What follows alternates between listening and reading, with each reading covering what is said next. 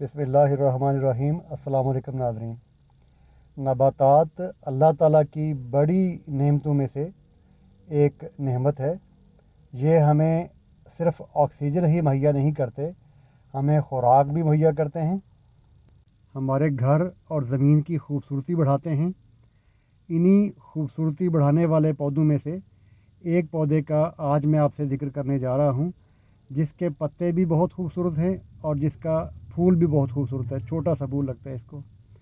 तो घर में अगर पौधे लगे हुए हों तो जब आप देखते हैं उन पौधों को, जब उनके ऊपर फूल खिले होते हैं, जब उनके पत्तों के कलर्स बड़े अच्छे से निकल के आ रहे होते हैं, तो आपकी तबीयत के ऊपर निखार आ जाता है, आपकी टेंशन रिलीज़ होती हैं। तो मेरी गुजारिश है आप लोगों से कि आप लाजमी अपने घर में प्लांट्स लगाएं, पौधे लगाएं, चाहे थोड़े ही लगाएं। मेरी वीडियोस देखेंगे, अगर आप ज़्यादा केयर नहीं कर सकते, ज़्यादा टाइम नहीं दे सकते, तो मेरी वीडियोस ऐसी हैं कि जो हार्डी प्लांट्स हैं वो आप लगा लें। आपको ज़्यादा उनके ऊपर तवज्जो देने की, निगहदाश्त करने की ज़रूरत नहीं पड़ेगी, आपके घर में वो बने रहेंगे। तो ये जो पौधा आप देख रहे हैं, खूबसूरत तरीन पत्ते हैं इसके, और इसको छोटा सा फूल भी लगता है एक। ये है बेबी सनरोज़, इसको कहते हैं baby sun rose plant. Baby sun rose इसलिए कहा जाता है कि रोज़ के फूल की तरह ये खिलता है और बहुत छोटा सा होता है, इसलिए बेबी कहा जाता है। और सनरोज़ इसलिए कहते हैं कि ये दिन की रोशनी में खिलता है और रात को ये बुझ जाता है, मांद पड़ जाता है। लेकिन जो इसके पत्ते हैं वो एवरग्रीन हैं, खूबसूरत, वेरीगेटेड, डबल ट्रिपल कलर के पत्ते हैं। इसकी ग्रोथ भी बड़ी शानदार है, बहुत तेज़ी से बढ़ता है ये हाइट तो नहीं लेता, ये फैलता है।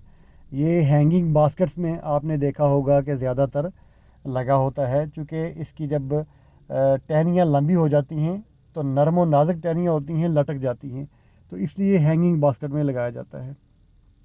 ये मौसम गर्मा का यानी गर्मियों का ये पौधा है। गर्मियों में ही इसके ऊपर जो लीव्स के कलर्स हैं वो बड़े अच्छे आते हैं। उसकी जो बढ़ोती है वो भी गर्मियों में होती है और गर्मियों में ही इसके ऊपर ये खूबसूरत से फूल लगते हैं। ये एक बहुत ही हार्डी प्लांट है। ये सख्त गर्मी बर्दाश्त कर लेता है। आप धूप में रखें, एक तो फूल भी देगा, अच्छे कलर्स आएंगे और गर्मी बर्दाश्त करेगा। बहुत ज़्यादा पानी की इसको ज़रूरत नहीं होती। आपने दूसरे दिन भी पानी दे दिया तो खैर है, वरना गर्मियों में पौधों को डेली पानी देना पड़ता है। तो ज़्यादा पानी अगर देंगे, जैसे बरसात आ गई, तो बरसात में आपने कोशिश करनी है कि ओपन जगह की बजाय आप शेड के नीचे रखें, जहाँ ज़्यादा बारिश से इसकी जो, चूँकि जड़ें भी नरम और नाजुक होती हैं जैसे पत्ते हैं, तो वो गल ना जाए। तो बस आपने बहुत ज़्यादा पानी देने से परहेज़ करना है, उसके अलावा इसकी कोई केयर नहीं है। ये हैंगिंग बास्केट के अलावा ग्राउंड को कवर करने के लिए, यानी एज अ ग्राउंड कवर भी ये पौधा लगाया जाता है। आपके पास स्पेस ज़्यादा है, आप लैंडस्केपिंग करना चाहते हैं, आपने ग्रास तो लगाया ही होगा, ग्रास से ज़्यादा खूबसूरत अगर साथ फूल भी लगे हुए हों, तो आपने अगर कर्व लैंडस्केपिंग की हुई है तो उन कर्व्स के ऊपर, उन ढेरियों के ऊपर ये आप लगा लें, इंतहाई खूबसूरत लगती हैं ये। आप अपने खाली गमलों को जल्दी भरना चाहते हैं, आपने कोई नया प्रोजेक्ट लगाया है, उसको आपने ज़ाहिर है जल्दी अगर ग्रीन करना है, आपने जो भी लॉन है तो वहाँ पे ये लगाएंगे तो बहुत ही जल्द ये एरिया कवर कर लेगी। इसकी बढ़ोतरी बहुत ज़्यादा तेज़ है। जैसे घास लगा लें तो घास दिनों में आपकी ग्राउंड कवर कर लेती है, इसी तरह ही अगर ये लगा लेते हैं, इसकी कटिंग लग जाती हैं।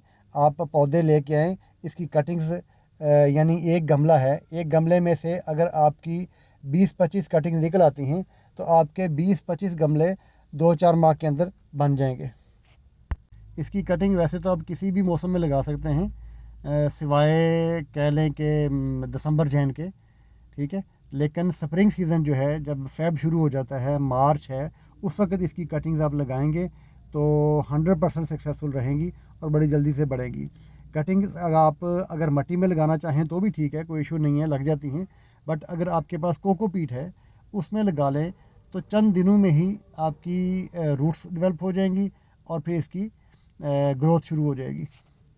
इसकी प्लेसमेंट की बात कर ली जाए तो आप इसको हैंगिंग बास्केट में लगाएं, चाहे आप फुल धूप में लगा लें, चाहे आप सेमी शेडेड एरिया में लगा लें। आप इंडोर भी रख सकते हैं अगर, लेकिन हफ्ते बाद आप बाहर धूप लगा सकते हैं इसको। इंडोर में ये है कि इसके फूल नहीं खिलेंगे, लेकिन पत्ते इसके उसी तरह ग्रोथ करते रहेंगे और खूबसूरत रहेंगे। वेरीगेशन शायद कम हो जाए थोड़ी सी अगर आपने इंडोर चलाना है इसको, लेकिन अगर आउटडोर रखा हुआ है तो वेरीगेशन भी रहेगी इसमें पत्ते में।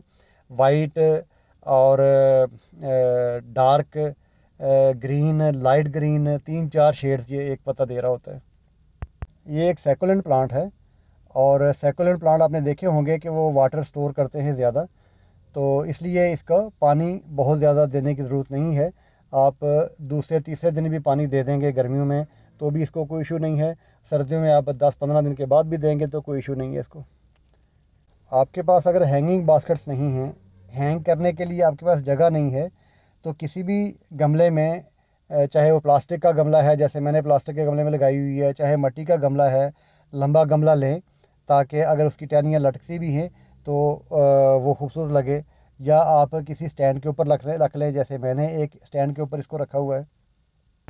इसका एक और बेनिफिट भी है, आपके जो गमले होते हैं गर्मियों में वो बहुत हीट अप हो जाते हैं, उसको मल्चिंग की ज़रूरत पड़ती है। तो मल्चिंग करने की बजाय, मल्चिंग की होती है तो बड़ा भद्दा सा, बेसुरा सा, बदनमा सा लगता है गमला, तो उसकी बजाय आप उस साइड से, जिस साइड से धूप पड़ रही होती है, जिस साइड से गमला बहुत गर्म हो जाता है, उस साइड पे आप किसी भी पौधे के गमले के अंदर इसको लगा दें, छोटी सी टहनी फैब में लगा दें आप। आपकी गर्मियाँ आने तक, यानी जब अप्रैल शुरू होता है तो गर्मी शुरू हो जाती है, उस वक्त तक ये इस तरह जैसे मेरा पौधा देख रहे हैं इतनी वो स्पेस कवर कर लेगा। तो एज आ मल्चिंग बहुत बेहतरीन है। ये गर्मी को, हीट को नीचे नहीं जाने देगा मट्टी के अंदर।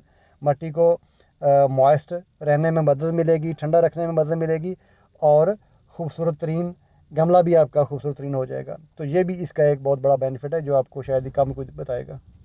इसकी कास्ट की बात कर ली जाए तो ये को बहुत महंगा नहीं है। आपको छोटा गमला जो 6 इंच का या 8 इंच का या 10 इंच का कहा जाता है, वो आपको कोई 100-150 का, 200 का पौधे की जिसामत के हिसाब से मिल जाएगा। वो आप लें तो आप अगले साल तक आपके पास 10 गमले हो सकते हैं इसी तरह के। तो इसके साथ ही मुझे दीजिए इजाज़त। अल्लाह आप सबका हामी व नासिर हो।